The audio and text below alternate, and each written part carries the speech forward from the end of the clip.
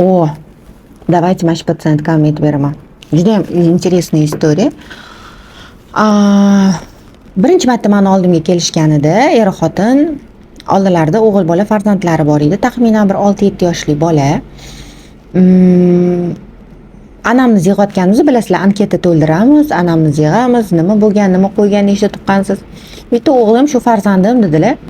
Lekin odatda juftlik menga murojaat qilishganida turmush o'rtoqlari qolib, ayollarni o'zida xonaga olib chiqib ketaman. Ana o'shanda ayollari menga aytdilarki, ya'ni patsientka menga aytdilarki, bu farzandim meni o'zimni tuqqan farzandim emas. Bu farzandimni asrab olganmiz. Lekin xo'jayinimga yo'l qo'ymanglar, na dilimdan, na tilimdan shu gapni o'tkazishga yo'l qo'ymanglar. O'shaning uchun olgan, tug'ilgan paytimizni hisoblab, sizga o'zim tug'dim deb aytdim, lekin u bola meniki emas dedilar. No, anamnizlarni ochib qarasam, o'zlarini ham bu turmush, ikkinchi turmushlari, xo'jayinlarni ham, hozirgi turmush o'rtoqlarini ham bu ikkinchi turmushlar.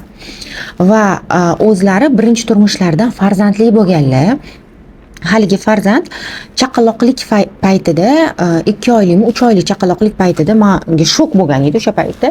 Haligi bolachaga buvisi, ya'ni meni patsientkamni qaynonasi ovqat yedirib qo'ygan. Shunaqasi ham bo'lar ekan.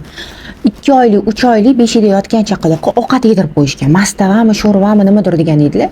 Haligi bola o'sha ovqatni hazm qila olmasdan bo'kib nobud bo'lgan ekan. Bu taxminan bir 10-12 yil oldingi bo'lgan istoriya.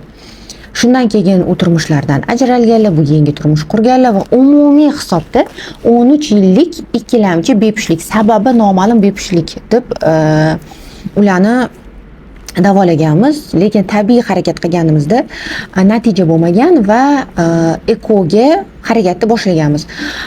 Umrim davomida eng baland ko'rgan gomotisteinim o'sha patsientkamni turmush o'rtoqlari 100 dan baland chiqqan gomotisteinlar, 100 dan baland.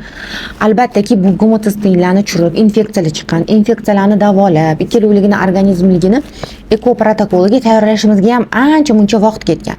Mana shularni hammasini to'g'irlab, eko protokoliga olganmiz, chiroyli embrionchalar olganmiz. Sonini bilmayman, lekin yetarli esimda yo'q, yetarli darajada embrionchalar olganmiz.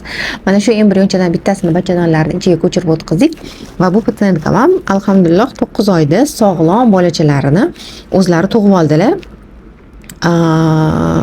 O'g'il bola tug'dilar bular ham.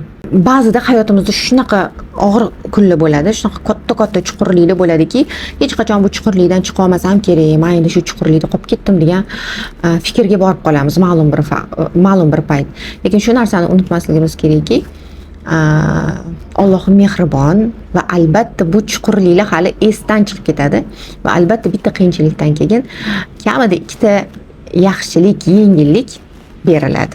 O'shaning uchun hozirgi kunda agar tushkun kayfiyatda bo'lsangiz yoki aytganimdek chuqurlikda bo'lsangiz, ishoning, kelajakda sizni yorug' kunlar albatta kutyapti.